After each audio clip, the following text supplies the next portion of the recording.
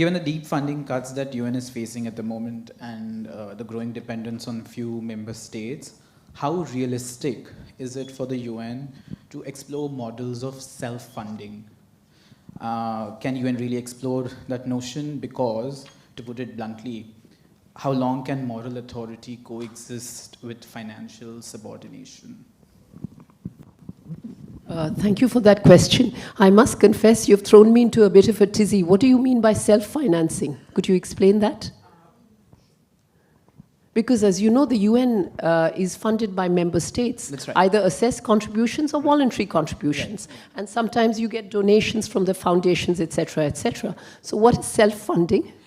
So when we talk about reform, right, so I was wondering if there are ways that we can explore, like UN can explore to earn by itself. I mean, it's controversial, but perhaps global taxation mechanisms, or even, you know, something as small as citizen-based contribution, which would be more like a subscription-based model, like, you know, Netflix for humanity. I mean, these are just thoughts that I have been thinking, right. But I see that there's a problem of resources, and unless an institution cannot fund itself, you know, it will not have the authority, is what I believe. So I just wanted to understand how realistic it is to even imagine it, because it will definitely need political consensus across member states, but I just thought... Yeah.